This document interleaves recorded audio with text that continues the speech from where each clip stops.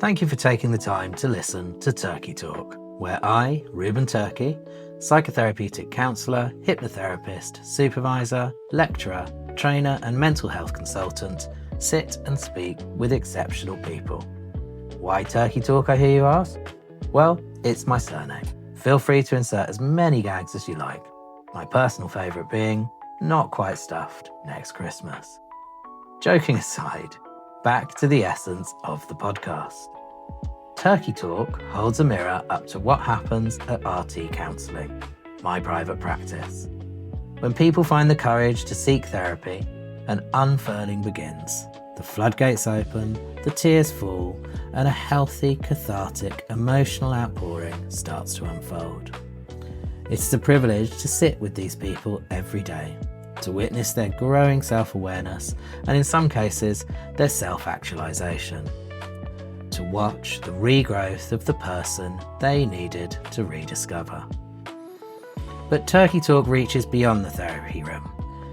It is conversations with inspirational, incredible people whose stories it is humbling honour to share with you.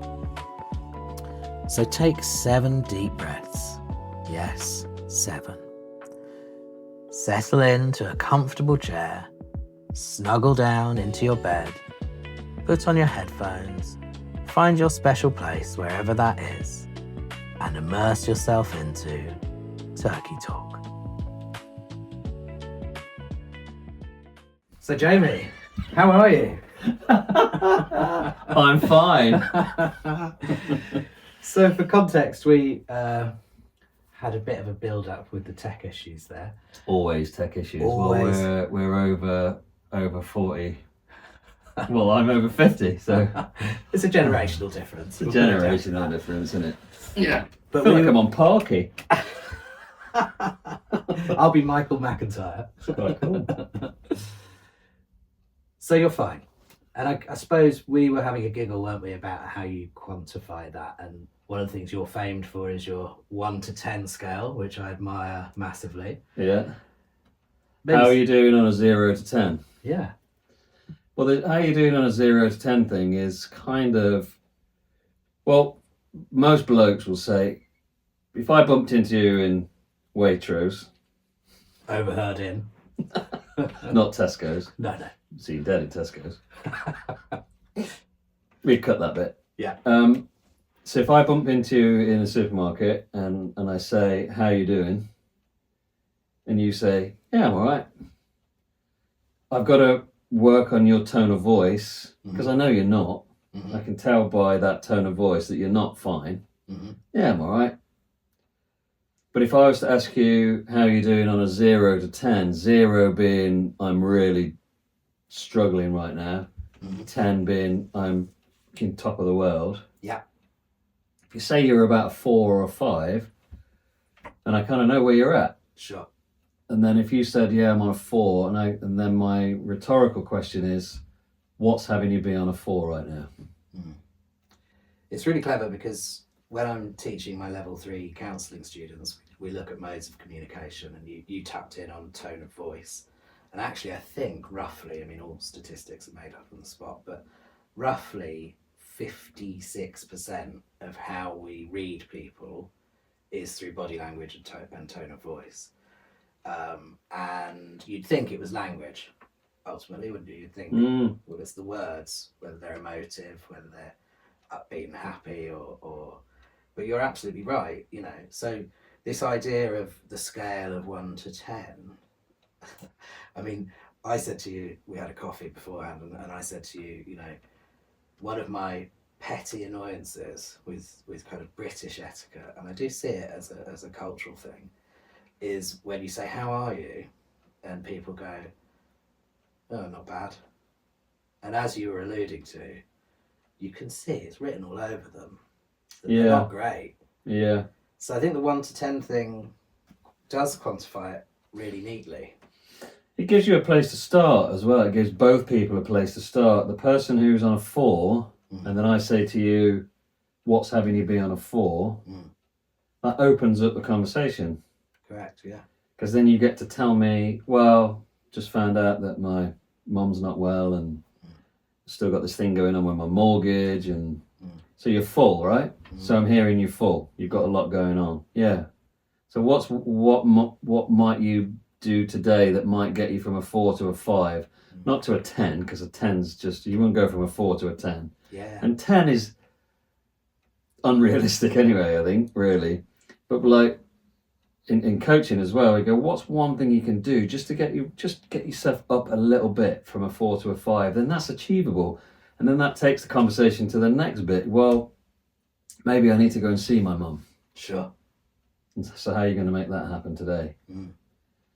So already we've got a rich conversation happening from which originally was just going to be, all right, mate, how you doing? Yeah, I'm all right. Yeah. And what I hear there is the incremental, realistic stages of how we are emotionally. I was with a client just this morning who, session 2, in a really rough place, has suffered enormous amount of loss in 3 breakdowns of relationships, grief, and wanting to sort of rediscover who she is as a result of her depression, ultimately. And so I think, the hardest question that I have to ask my clients on a daily basis is often the most simple one. And that is, how are you? What have you got to bring? When my own therapist asks me that, I'm very open about being emotional as a guy. So normally I know what I want to bring. I've already deliberated and ruminated about it, but most people, in a societal sense, when you're really asking, how are you? They have to pause and consider, where am I feeling emotion today? Am I feeling it in my body? Have I been procrastinating? Am I in an anxious state? It's like it's such a simple question. Yeah. And yet the answer can be very complex. Which is probably why most people say, yeah, I'm fine. Sure. Because a couple of things also happen for me, because I say, I'm guilty of saying, yeah, I'm fine. And especially as a man, if another man is asking me and we don't have a lot of time, I go to a few things. I go, does this guy have the capacity to hear how I'm really doing? Mm-hmm. So that's one. Does he have the capacity? Does he have the time? Mm-hmm. Is he able to listen? Mm-hmm. Does he have the skill to be able to listen? Mm-hmm. Because if I'm really going to share how I'm doing, like when my mum died a couple of years ago, and people have stopped me and go, oh, mate, I heard about your mum. How you doing? I'm like, you ain't got time. You cannot hold the amount of grief that if I was to allow this and tell you how I'm actually doing, you don't have the skill or the bandwidth to be able to really hear me. So it's kind of, I go, yeah, I'm all right. I'm just, and that's kind of my little protection screen comes up. Yeah.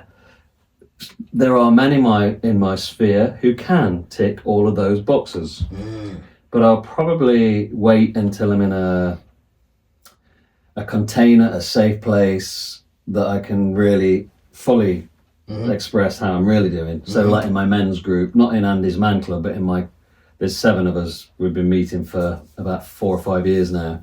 We meet once a month, and that is the place where I know I'm going to be held, seen, listened to, not fixed, not being given advice. Yeah.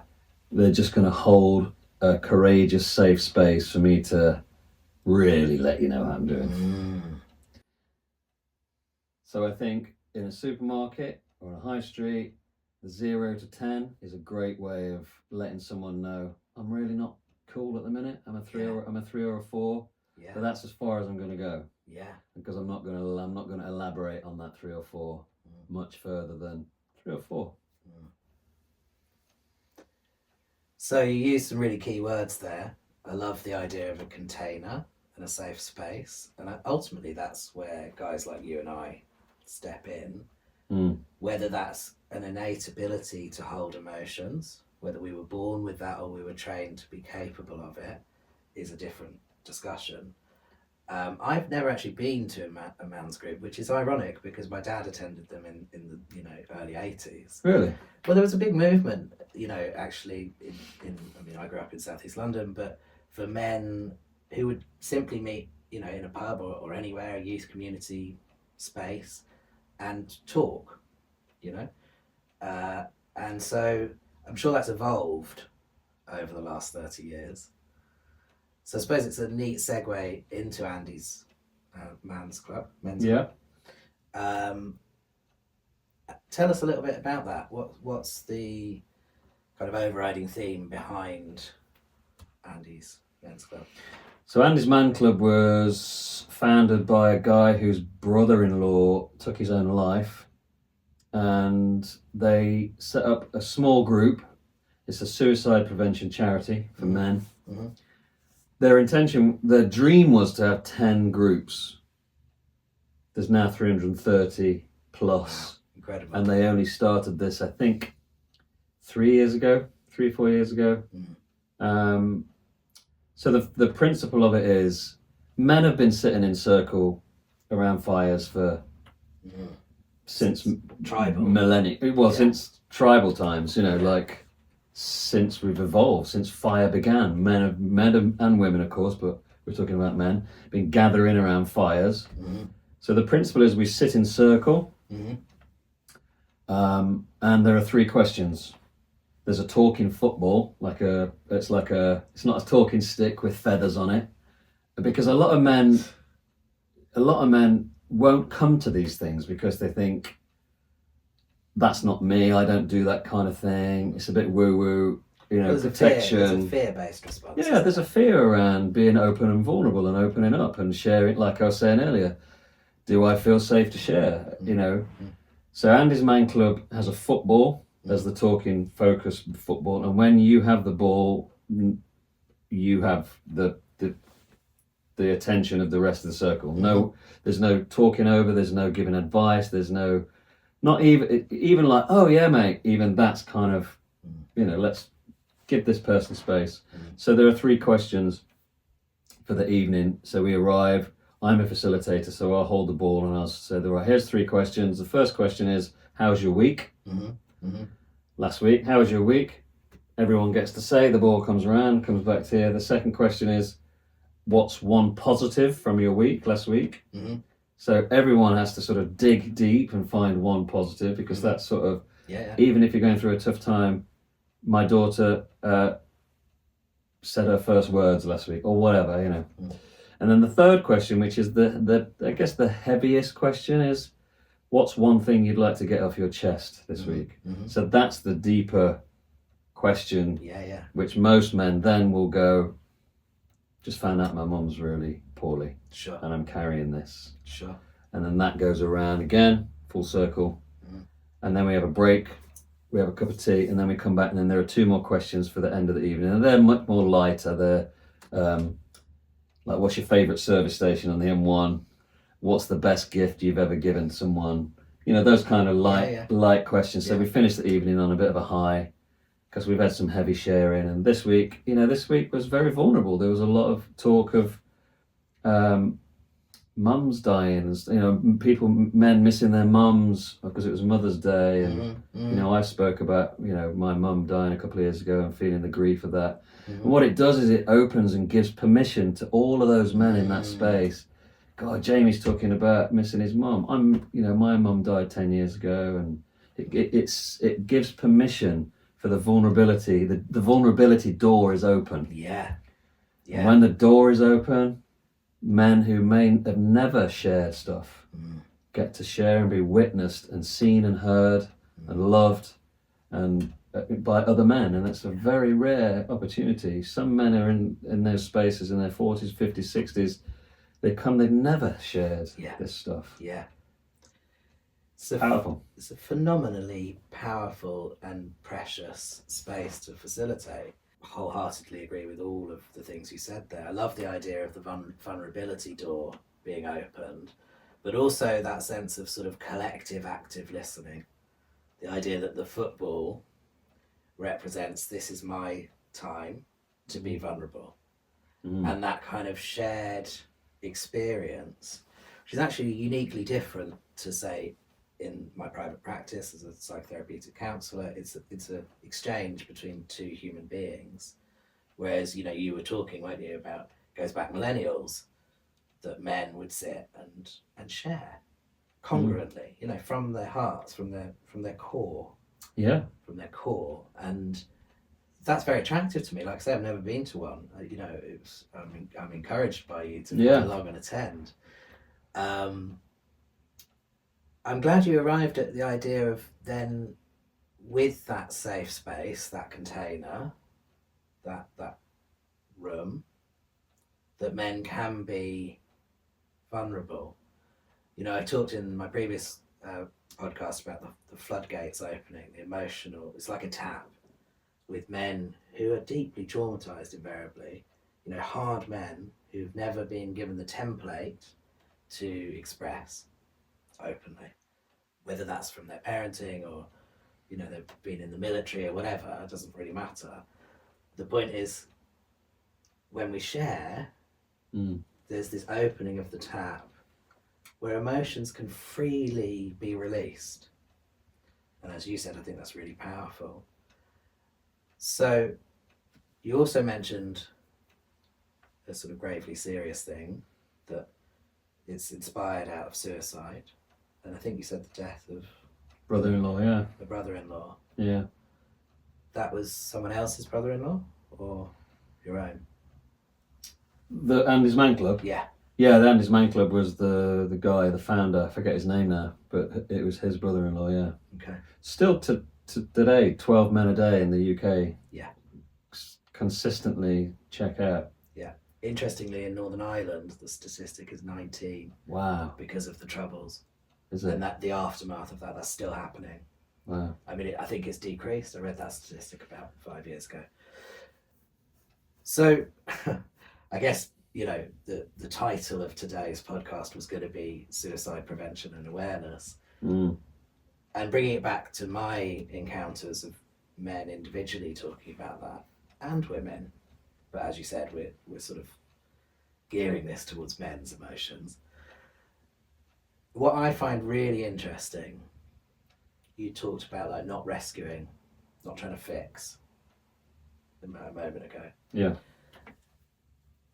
And when you build that trust, whether it's individual or in a group, some of the people who have been in this room with me, going through the throngs of suicidal ideation or intent, don't want that option taken off the table. But that actually keeps them alive. That's the really mind-boggling thing. That it's the same with self-harm. When I work with people with self-harm or disordered eating, your ultimate goal is that you don't want them to be harming or feeling suicidal, obviously. Yeah. But it's really, I'm interested to hear your thoughts on this, Jamie. Like, that invariably, I'll tell you a really powerful one from a young lad who was in his early 20s at the time. He's still alive. Thankfully, no one has committed suicide in my 7 years of being a psychotherapist.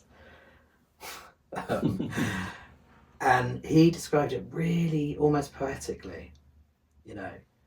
He said, when I'm lying in my bed in the depths of despair, I wish there was just this button by the side of my bed, and if I could press it, everything would disappear.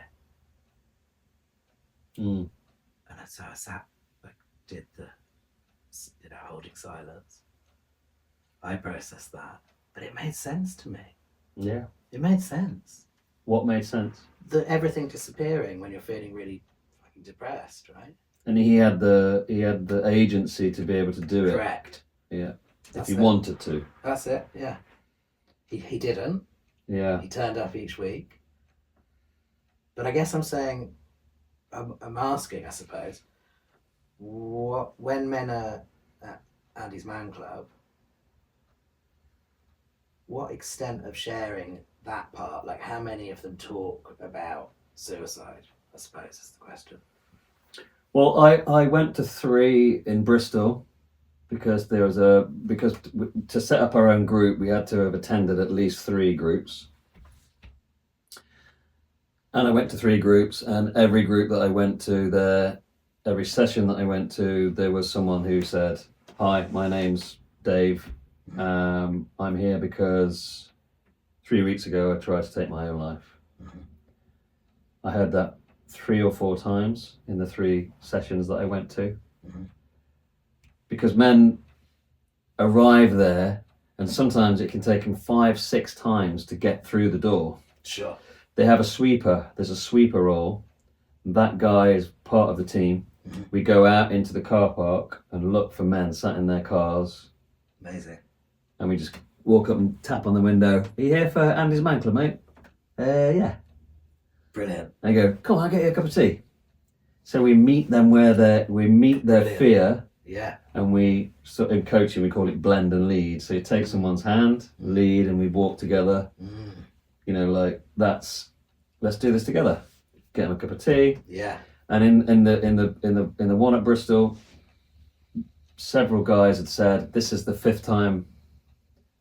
I'm here. I've come through the door tonight, and I've been in the car park 5 times, or I've parked around the corner, and I made it." And everyone's like, "Fucking yes, get in there." Yeah. It's really, because the hardest, there's almost like their strap line is, the hardest part is getting through the door. Yeah. It's incredible. The hardest part is once you're through the door and you sit down and your mouth's dry and you can see that football coming around going, "Shit, I've got to talk in a minute." Yeah, your heart's in your throat. Yeah. That's the hardest bit. Yeah, of course. And then speak, pass it on. You don't even have to speak. You just take the ball and go, "I'm not ready," and just pass it on. You know, there's no pressure to perform or say the right thing or sound poetic or articulate. It's just whatever's here, whatever's in your heart, whatever that pain is, that knot. And when men leave Andy's Man Club at the end of the night and I see everyone laughing and joking and lighter, and they've gone from a 1 to a 4 or a 5, or from a 2 to a 6 or a 7. Yeah. And then they go, "See you next week." "Yep, well, you don't have to come, but we're here every Monday." Brilliant. They feel like you have to keep coming back, and they go, "No, I'm definitely coming back next week." Yeah. But definitely, I've not had it in our group yet. Anyone saying that they've tried to take their own life, but it was definitely in Bristol. Okay. And it shocked me, actually. I'd never heard anyone say, like, 2 weeks ago I tried to take my own life. Yeah. And I've got 3 kids and a business, and I'm like, wow.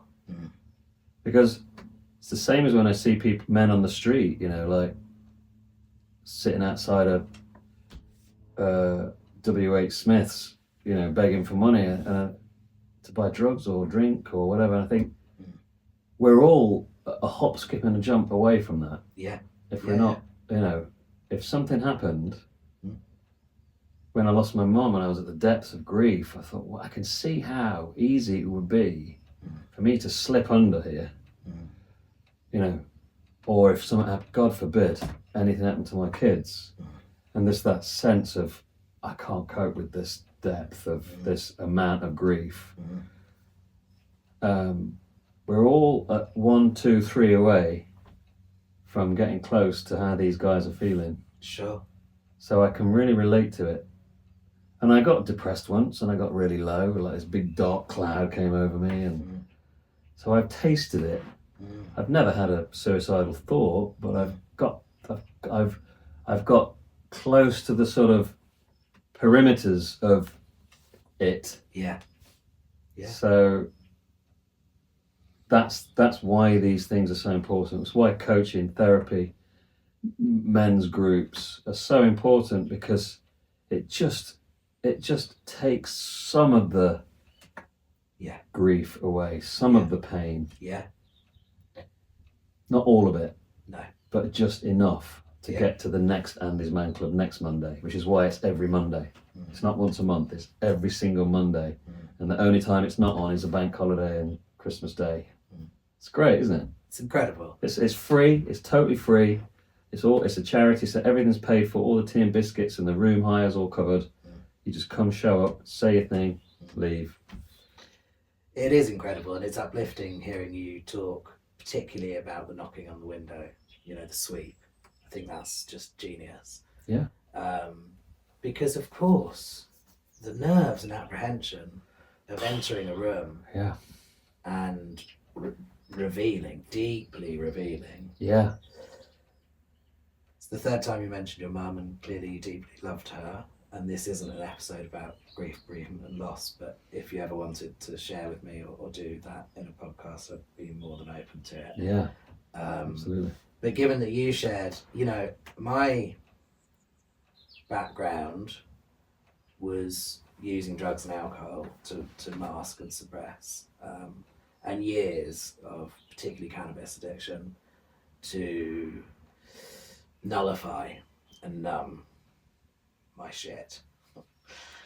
And I won't reveal who that person is because, you know, she may listen at some point. But like you, I never felt suicidal, and ultimately I'm from a very unusual family dynamic. Okay. These days you'd call it blended, but mine is quite unique. 5 siblings, you know, a mum that became a lesbian age 5, you know, a dad who's incredibly in tune with his emotions, an adopted brother, a psychotherapist stepmother, you know, this is my fabric. But ultimately I've been loved. So despite the complexities of that, and yes, I've been depressed. I do not mind admitting to anyone that listens that I've had anxiety and depression. It's the cornerstone of why I became a psychotherapeutic counsellor. Me too. You know? Yeah. And so you were touching on that as well. And I suppose all I'm saying is, in terms of relating to these men who have had either suicidal intention or intent, who are arriving at Andy's Man Club saying, on Monday, I was at stage 3, what you were talking about, you know, I was ready. And when I was doing my training, it astonished me, right? This is an interesting segue. In my contract, one of the only sort of breaks of confidentiality is if someone's suicidal, we have an agreement from the offset that I can call their GP and get the crisis team involved, which is a kind of standard procedure for most coaches. I have it too, yeah. What I was told in my training 7 years ago was and this seems controversial, I'd love to hear your ideas on it, some therapists, coaches, people working in mental health, that umbrella, respect the will of the person to kill themselves, so they don't write it in. Right. And I remember being in class and like the mixed responses to that, shock, like, well, that seems unethical. Like, you know, the euthanasia debate's really big at the moment in the press, isn't it? And I suppose there's a parallel there, but I wonder what your thoughts are on that, because on some level, having now worked with men and women, and not all of my clients are suicidal, I hasten to add, who can talk with me about choosing to want to end their lives, there is a part of my emotional brain that can compute it, that can go, and just the final thing I'll add to that is one of the red flags, I don't know if you've seen this in your group, is when people arrive, they're normally really depressed and low, but they're sharing with you, and they arrive to session unusually elated and upbeat. And apparently that's a sign that really what they're going to do is go and end their life.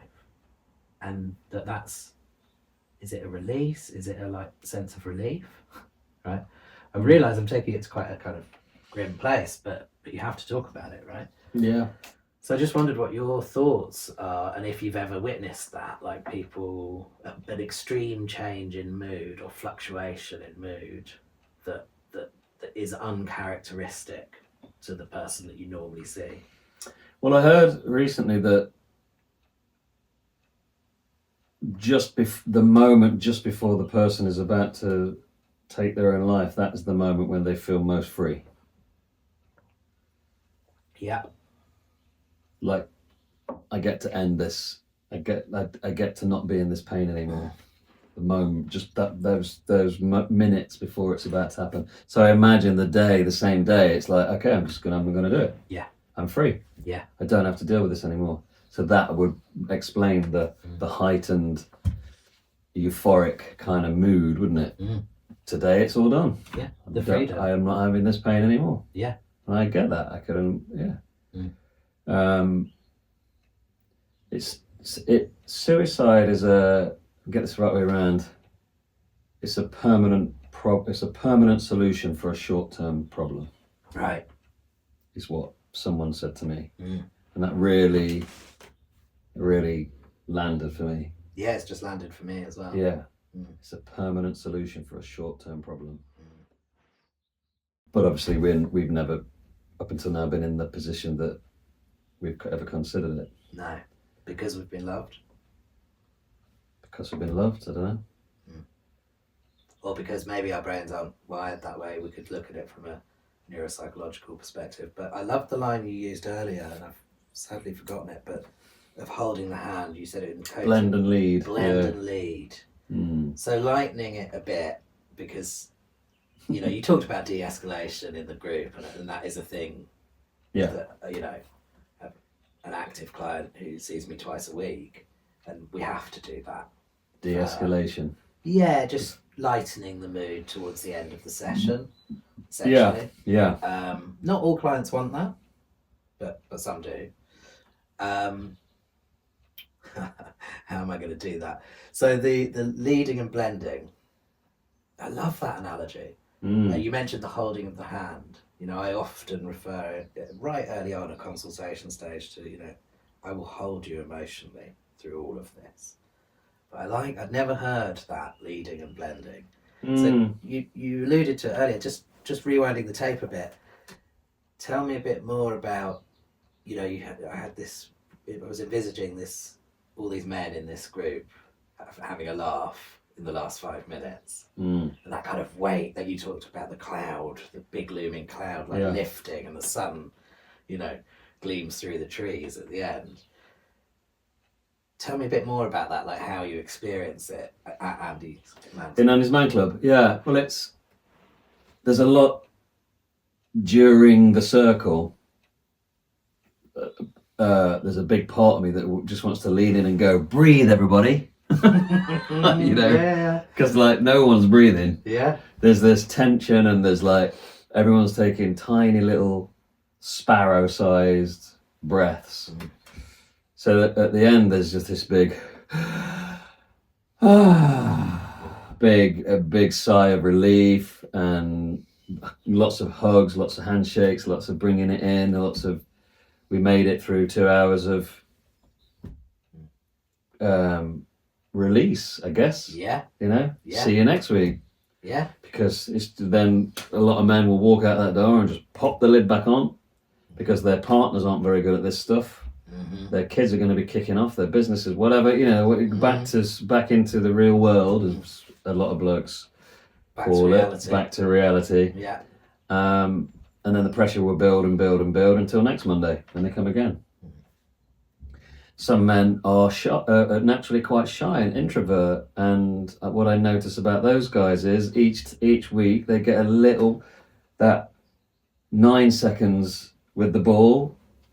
Next week it gets to 15 seconds, and the week after that it gets to 30 seconds, and before you know it, you can't get the ball off them. It's like a flower unfurling, isn't it? It's a flourishing of... Yeah. You're right. Safety, permission, modelling from the rest of the group, which is why the facilitator role is so important to start the evening. And we are modelling the permission for the rest of the evening. So if I start with, I'm really missing my mum, and I notice that has me feel a bit sad, and then a couple, a little tear runs down my cheek, that sets the permission tone. If I go, yeah, all right, not really much been going on, everyone's going to be closed. Everyone goes, oh, that's what it's about. Sure. So I'll edit what I'm going to say, because that's how Jamie started. And then Andy, who's the co-lead with me, if he does the same, that's going to be the flavour for the rest of the circle. So it's down to us. We set the tone and we create the container. Yeah. That's why we have the lead, which is me, and then my co-lead. So 1, 2, third person Right, okay. goes, all right, 1, 2, and then he thirdly creates something similar. So it kind of sets the tone for the rest of the thing. Yeah. There's a ripple effect from there. And that is a skill. You know, I said earlier, is it innate in us to be able to hold people? But there is an element of training. You know, it reminds me of my role as a supervisor with my students, with the people that work under RT counselling. And it brings me to a story just off the back of that, where I was teaching for Chrysalis, which is the organisation I do level 3 counselling and basic hypnotherapy skills. And, you know, one of the more introverted guys, as you were saying, and the problem with that, Jamie, is the extrovert gets revered, gets put on the pedestal as, you know, the guy that turns up at the party and is the centre of attention, and everybody loves him because he's flamboyant and talks a lot. But there's the gregarious introvert as well, who has just as much to give, but is innately shy, as you said, right? So there was this guy, a student, big kind of burly rugby guy, big beard, barely spoken. And then there's the louder members in the group. Okay, so I'm drawing a parallel to what you're kind of talking about in Andy's Man's Club. I don't know, maybe session 5, 7, so lesson 7. He suddenly told us about how he sat in his car. He was expecting his first baby. So all we know at this stage is, well, it's married. He hasn't mentioned any marital problems, but he's about to become father. And the sheer thought of that terrified him.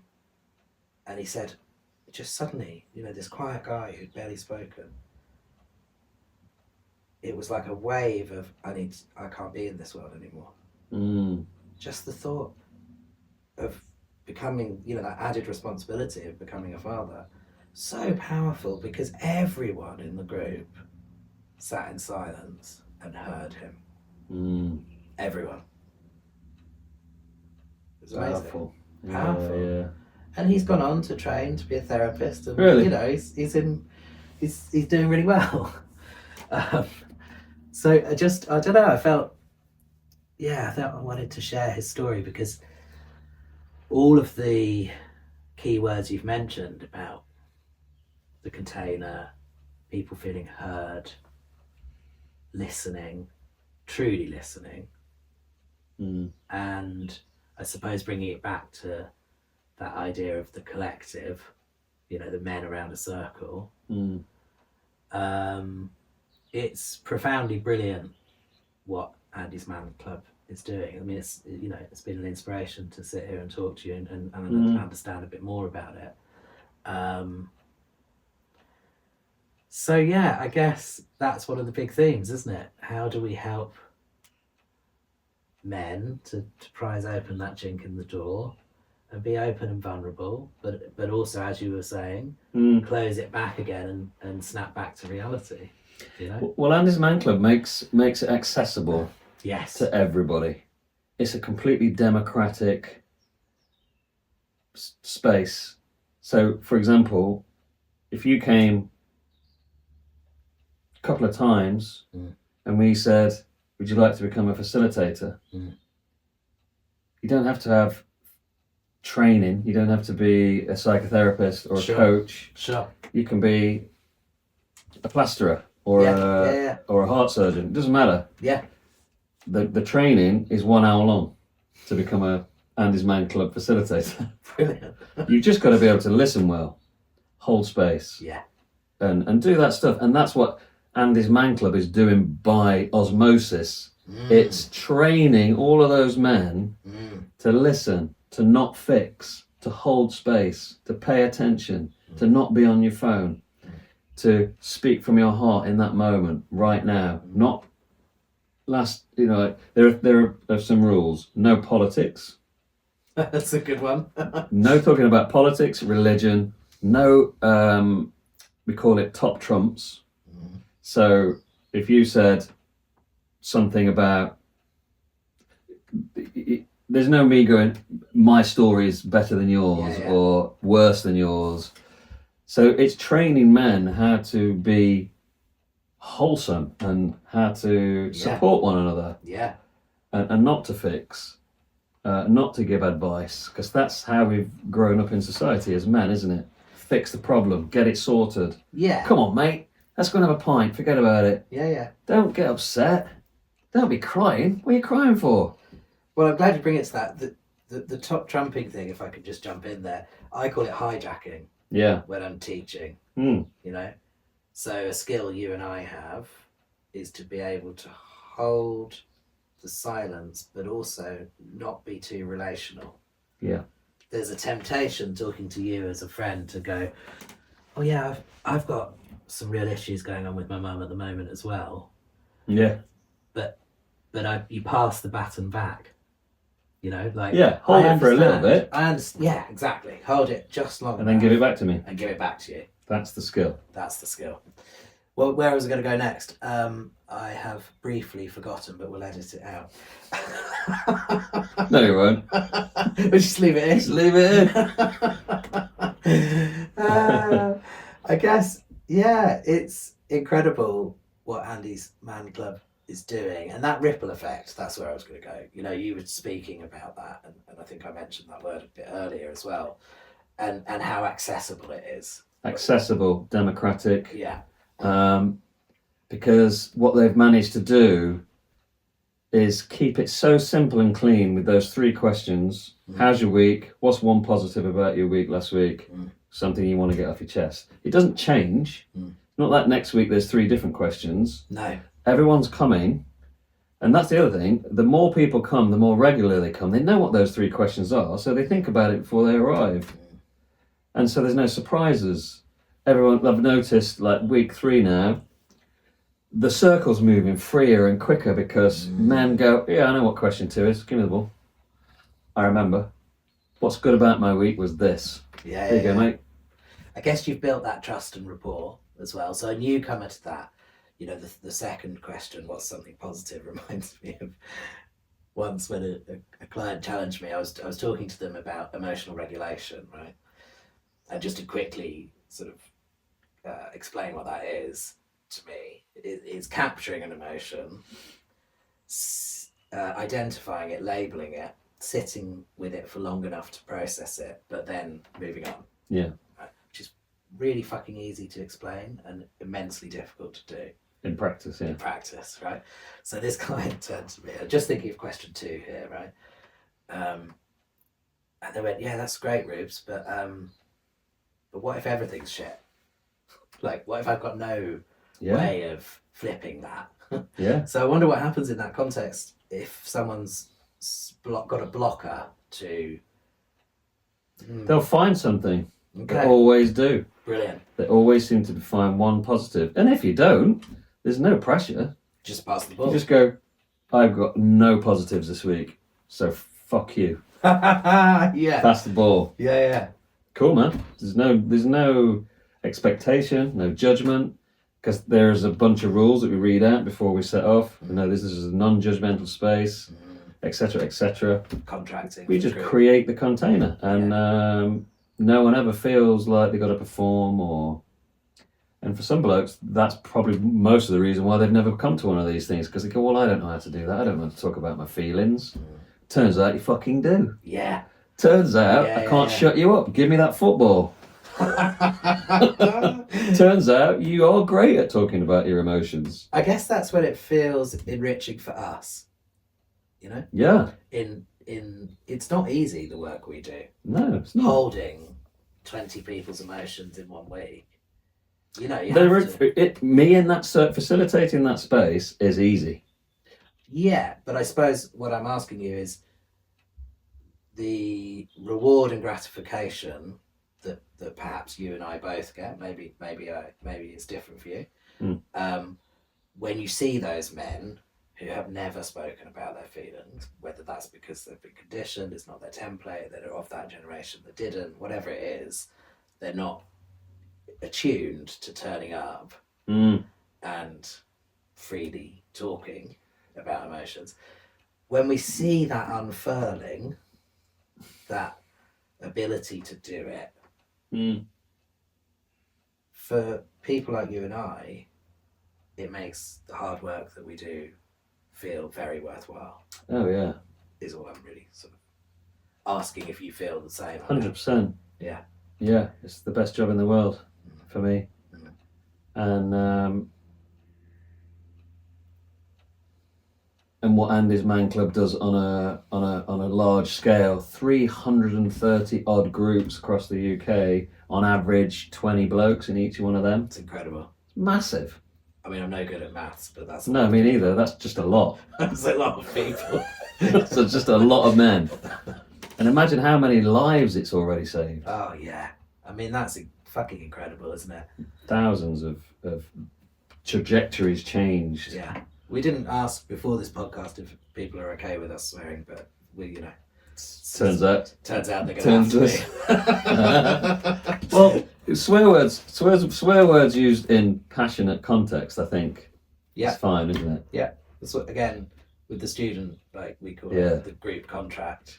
That's one of the questions I ask them. Because if it's said in an offensive way, you know, with intent, then that's different. But if it's an expletive as a form of expression, that's just yeah. Fuck those guys anyway. So I felt like we've spoken about Andy's Man Club quite a lot. It's been like a promo video, hasn't it? It has a little bit, yeah. Great. No, it's great work, man. It's great. Well, you know, like you said earlier, it's founded by volunteers, and as it should be. It's a community-led, community-spirited group, and we won't be invoicing for this promo video. No, I don't think so. And I should have worn my hoodie and t-shirt and didn't think. Well, when I come on your podcast, we'll both wear one.